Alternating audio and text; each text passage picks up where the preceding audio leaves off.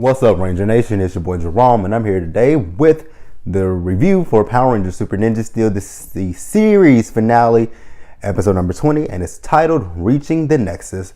So, like I said, this is the series finale. 2 years of Power Rangers Ninja Steel is a wrap. We have one episode left, and that's going to be the Christmas episode, which I do believe I will review the Christmas episode because I read that Sledge and Posandra from Power Rangers Dino Charge, Dino Supercharger, back, and there is a Ranger that will be returning. So for the Christmas episode, I will review that, and that episode airs on December 1st. So without further ado, let's get this video started. All right, so this episode, it basically picked up where it ended off last week, was with the Rangers outside of the school, and then over here in Odious talking about her final plan. So then, Odious is talking to Mick, and she said that you said the Rangers base is in the school, correct? So then, the Rangers split up. So it's the boys, they're going after Odious and Mick, and the girls are going to go after Madonna and the prison and the people that they're trying to take to the Warrior Dome. And then Haley also realizes, hey, I haven't heard anything from Calvin. So like I said, they do split up, and Preston, he calls Redbot and tells Redbot, get the Super Ninja Steel and get out of the base as quickly as you can. So Redbot does gather all of the Super Ninja Steel, but he's too late. Madame Odious and she blasts into there, and she takes the ninja. Well, actually, Mick takes it from him because Redbot is on the ground malfunctioning. And then we see Madonna. She has the prisoners. She's trying to get them back to the Warrior Dome, so she has them all marching in a single file line, and one by one, a group of people are being transported to the Warrior Dome. And then Haley sees Calvin, and she's like, he's brainwashed. So Sarah is like, let's come up with a plan. But before she can even say that, Haley has already gone up there to where the other people are, and she's mimicking what the people are doing, so that way they're not noticeable. And then they are transported to the Warrior Dome. All right, so back in the dome, not in the dome, but back in the base, Madame Odious, she found the Ninja Nexus prism, and Mick has made a star for her, and the Rangers are outside. They're overhearing what's going on between this whole situation with Odious and Mick, and their communicators go off. I don't know if they call them communicators or not. The comlinks, I think that's what they call those things. I can't remember. They go off, and Odious hears it, and so like the Rangers are listening, and she blasts towards them, and then they shoot back up to the Warrior Dome. So then again, the girls call, and they tell them that they are on the Warrior Dome, and then Redbot tells the girls, he knows the source of Madame Odious's mind control device, and he tells them that it's satellites, and they need to take out the satellites. And he also tells them that if they do more, that they will be detected immediately. So then we see Victor and Monty. They are still the entertainment for the monsters on the Warrior Dome. And Cosmo, he gives them some, I guess like some balls to juggle, but they're actually bombs. And if they drop them, that, they will go off.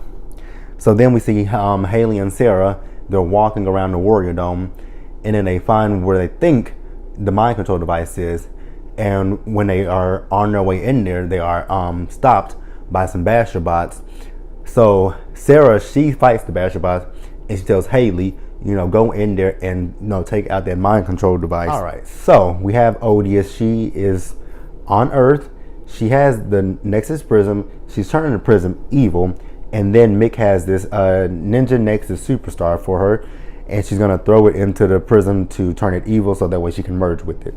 And then, we got Brody, Preston, and Levi. They're looking at Odious as she's doing this. And Brody remembers the day that the Ninja Nexus prism came to Earth, and there was a Ninja Nexus star in there that his dad took out, which transformed him into the Red Ranger. And remember when they were fighting, his dad and Galvanex, that Mr. Romero, hit it, and it broken in, to 6 different individual power stars that the Rangers have. And, they're like, they need something even powerful to, combat Odious. But then we see, we hear Mr. Romero, he's in the background, he's calling Brody's name. And we look at him, and he is, under Madame Odious's mind control device. So then he starts to fight with, the boys. And Preston, he goes to the side, and he calls Haley. And then also Madam Otis was watching while this was happening. So Preston calls Haley and asks Haley what is going on with the mind control device. So Haley, she goes to get close to the mind control device, but then Calvin comes in and he starts to fight with Haley. And Haley, kind of flies out the warrior dome and she's hanging on by a thread. And she's asking Calvin to help her. And Calvin says no, he can't let her destroy that device. So then, she blasts it and that releases everybody from Madam Otis' mind control, including Calvin. So then Calvin, he does help Haley. So then we go back down on Earth, and the Ninja Nexus Superstar is complete. Madam Otis has it, and Preston, well, not Preston, but all the Rangers are the boys. They try to blast at Madam Otis. When they do, there's a force field that surrounds her, and she is now merging with the Ninja Nexus prison, well, the Ninja Nexus Superstar that she has. All right, so back on the Warrior Dome, you got Haley and Calvin, and they are basically just making up with one another. And you got Sarah. She's outside. She's still fighting the Bashabots, but now the Bashabots are outnumbering her and kind of beating her. But then we see some civilians. They come and they help, defeat the Bashabots. And then we see them throw them down the trash chute. So then we see Victor and Monty. They come in, and then Haley, Sarah, and Calvin. They're telling them, we got to get these people off of the Warrior Dome. But unfortunately, the Power Rangers are not here, and they can't do anything. So basically, they are trying to get Victor and Monty to help get the people off of the Warrior Dome. So we do see that Victor and Monty do get the people off the Warrior Dome, and then we see Cosmo and Badana come in, and they are trying to stop those two. And then they do remember those things that those little juggling balls that Cosmo gave to them, and they remember they're bombs. So Victor then throws them at Cosmo and Badana, blowing those two up and the Warrior Dome as well. So that is the end of Badana and the end of Cosmo, and hell, didn't mean to say hell, but and the end of the Warrior Dome as we see it. All right, so now Madam Otis is fully merged with the Ninja Nexus Prism. When I looked at that scene, it kind of reminded me of Power Rangers Operation Overdrive, the series finale of that one, when Furious, he took the Corona Aurora and put the Corona Aurora on, and he transformed it to his last figure before he was defeated. And it also reminds me of Power Rangers Lost Galaxy, Journey's End Part 3, when Trakina entered the cocoon and turned into her mutated form, which was really creepy. Well, it wasn't creepy, but it was disgusting just a little bit. But I actually loved that final mutation. Like, that was awesome as crap. I live for Power Rangers Lost Galaxy. That is my favorite season. I don't know if I know I say that a lot, but that is my favorite season of all Power Rangers, to be honest with you. Lost Galaxy. I love it, love it, love it, love it, love it. So back to this. So like I said, Madam Otis has merged with the Nexus Prism, and the Rangers morph to fight her, but she's just a little bit too powerful for them. So they kind of retreat just a little bit.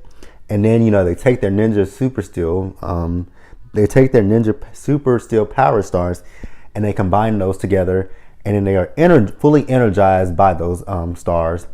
So then we see the Rangers, they are fighting Madam Otis, and they're getting the best of Otis at this point, and Madam Otis is like, it should be the other way around. Like, I should be getting the best of them, not them getting the best of me. But in the end, the Rangers do defeat Madam Otis, and that is it. No more Madam Otis and no more Galvanex. And the Earth is safe once again. All right, so lastly, we see the Rangers. They are at school, and Victor and Monty are being presented with a trophy for heroism for their bravery, and them getting the people on the Warrior Dome back to Earth safe and sound. And then we see the Ninja Nexus Prism. It has its Ninja Nexus star back in there, and it is once again leaving Earth. And like I said, the Earth is safe. And the Rangers are saying their goodbyes to both Redbot and to Mick. But then Mick says, well, I'm not leaving. I'm actually staying here. I'm a shop. He likes teaching shop. And he's built this communication device where he can, talk to his parents every night. So that was Power Rangers Super Ninja Steel. I know a lot of people didn't like Power Rangers Ninja Steel or Super Ninja Steel.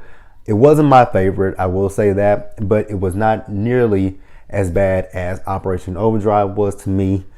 Samurai, Super Samurai, and Megaforce and Super Megaforce. It was actually a pretty decent season overall.